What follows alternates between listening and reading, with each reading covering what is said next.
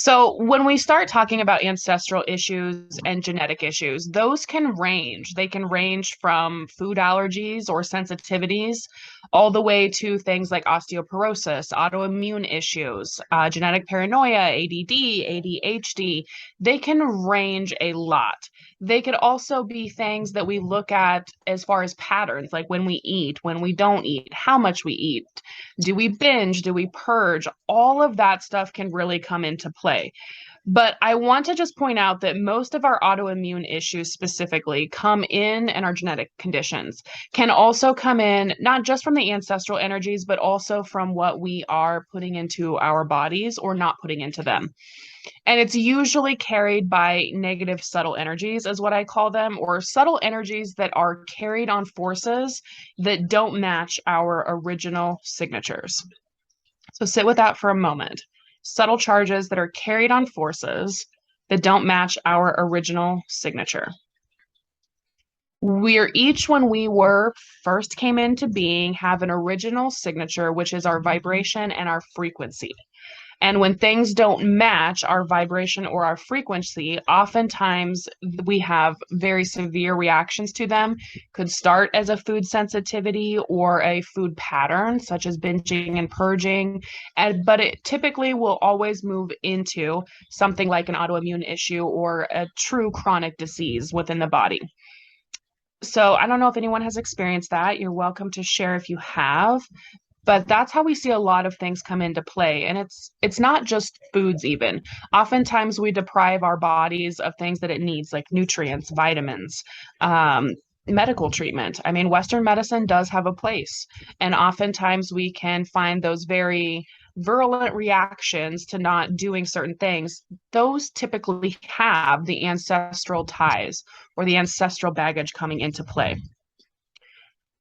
Um, so with that, I really kind of want to focus though on ancestral energies, but I also just kind of want you to get a feel of the different forces that could be at play when you are working through these energies, because there's different forces that we're affected by every single day. One of them being physical. Physical forces is pretty easy to understand and how they can affect us going forward.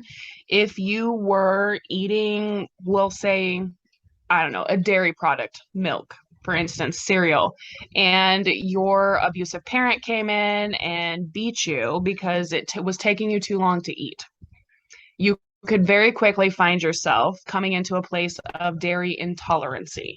That's due to a physical force because you associated that specific food substance to the physical force of the abuse as what caused it. Dairy, just for a little bit, I mean, I could go on and on about the different nutrients, but dairy specifically is all about stability, having a firm foundation, feeling safe and secure. So when we start to see dairy substances come into play, oftentimes that is what we will be focusing on, is finding that firm foundation. Also, osteoporosis is one that I kind of want to focus on as well. Calcium specifically. Uh, when you come into and start looking at calcium, this again has to do with that foundation, feeling safe and secure. So oftentimes you'll see osteoporosis, and it's interesting to me because osteoporosis oftentimes happens more frequently within women. Why is that? Right? It's the ancestral ties of women not being as safe and secure or free as men that come into play. So that is one example of an ancestral force that can also come into play and really kind of wreak havoc upon our bodies and our beings. The underlying component, even to the missing forces, though, or forces that are coming into play, is truly that there was a trauma that happened. That could be the physical force, like the abuse. There's also psychological forces. So, psychological forces can certainly be emotional abuse or neglect energies, but they could also be something as simple, even that combines physical force of somebody giving you a high five that is also filled with like jealousy for you, for instance. You're going to feel the jealousy, which is a psychological force and a physical force being transferred from the high five. So it's interesting how the forces can really come into play. There's also environmental forces, our EMFs, what we're around. Are you eating a lot of beef that has antibiotics in it? Is messing with your body? Are those chemicals coming into play? A lot of the genetically modified foods as well could also be an environmental. The pandemic was an environmental force, also psychological, but I won't go into that as well. But you get the gist, I think, of the environmental forces. And the last force that I really want to spend time with tonight is the missing forces. So if you were denied something, either this life or a past life, love, compassion, motherly care, then you may try to replace that missing force with something else. It's almost kind of like those promised benefits from Janessa's modalities of what are you trying to bring in? Are you trying to bring in love? Are you trying to bring in nurture? And are you filling that void with a substance? It could be food, could be an addiction. Any of those things can come into play. Last but not least are spiritual forces. Spiritual forces are things, like others, overtangle energy, could be ancestral energy too, that's coming into that. But typically, our ancestors are really around to help us and not hinder or harm.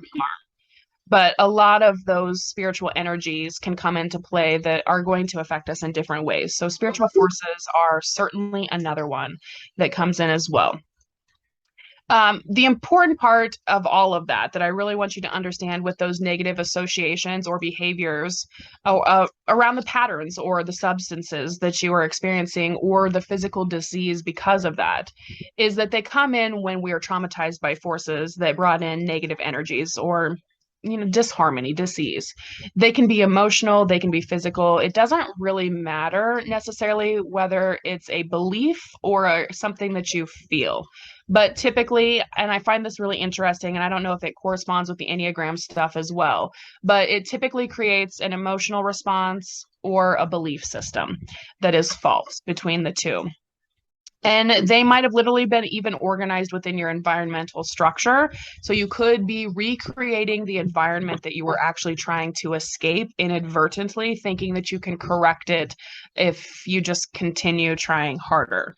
So we'll often see people who were raised in abusive relationships or ancestral abuse was true for their ancestors, recreate those same dynamics with their spouse or their children, and the process will proceed itself. When you see that, you'll see a lot of the autoimmune or genetic issues passed down. So you'll see a lot of diabetes within a family, or you will see osteoporosis, the fibromyalgias. You'll see things like that coming into play when we have just continued those ancestral and genetic patterns for so long that you'll see multiple members of the family having those specific issues. They can be complex like that. They can also be simple. I like to kind of break it down. For me, when I was doing this specific prep work and I went through the journey itself, what came forward to me was an addiction to coffee. Why do I have an addiction to coffee? Because clearly it came forward as truly that is what it is. Well, I have an addiction to coffee because my favorite great grandmother was lived through the Great Depression. And the thing that she was most caught up on was that the coffee and the sugar was rationed. That's my addiction to the creamer, is the sugar, because I don't like any other sugary substances, but creamer I can't get away from. It's ancestral. I'm trying to fill the void or meet her wants or needs within that Great Depression. That was the link for me between the coffee and the creamer. It was that ancestral tie that was binding me to that. Now, I can tell you for 5 days, I have not had coffee in the morning. Many of you know how insane that is. What I found amazing was that I didn't have the energy dive. I didn't feel like crap. I didn't feel like I needed a nap. None of that was true. All of those things I had been telling myself of, oh my God, I can't survive without it. I have to have the energy, blah, blah, blah, blah, blah. None of it was true. They were belief systems that I created based upon an ancestral tie to my great grandmother's lack within the Great Depression of the coffee and the sugar rations. And then today I went to town to pick up groceries and I went through Starbucks with my kids, got a coffee, and I was like, huh. And it was a habit. I had just ordered it. And then I'm like, huh, do I need this? I don't need it, but I do want it. And it's okay to not deprive myself in moderation. So, kind of what we worked on last week came full circle for me between the wants versus needs. But it was amazing to me that that was an ancestral link as well. That's a simple version. I don't even know if that's simple. That's huge for me. That feels huge for me. But I think that on a scale is different than somebody who's healing from a chronic disease. When I look at it from another perspective, which Janessa actually worked a lot of this pattern for me, but I just want to bring it up. Childbirth in my family is not a pleasant thing. Also, having a resistance to pain medication is something real for my family line. I went through a terrible C-section birth with my daughter, to where the medication didn't work, out of body experience to get through that traumatic event, to which Janessa was able to clean that up for me with the ancestral ties and links. I don't even remember what specifically that pattern was that you worked, Janessa, but it seriously shifted a ton of my hormonal issues. I can't even name all of them. Hormonal problems, PCOS, all of that for as long as I can remember. Horrible menstrual cycles, all of that. As soon as she worked that ancestral pattern for me, it's gone. All of it's gone. And I will be interested to see how, when Scarlett comes of age, how her birthing experiences are going to be parallelly different to mine, my mother's, my grandmother's, all of that from both sides. So that's a little bit more of an extreme version. So you can kind of see how this comes full circle of you're going to find smaller patterns and you're going to find huge patterns. Because I can tell you, I feared surgery forever. True death. I'm going to die fear of surgery that I created after my C-section. I don't think I shared that with anyone around me. I think I went with like, yeah, it'll be fine. Seriously, deathly afraid surgery fear after that because I knew the pain medication isn't going to work for me. So I'm going to have to re-experience physical trauma that I have no desire to do. That's not there anymore. Now I have the rational system coming back into play where those fear responses have completely alleviated themselves because I've reset that ancestral line to where I'm not going to re-experience that.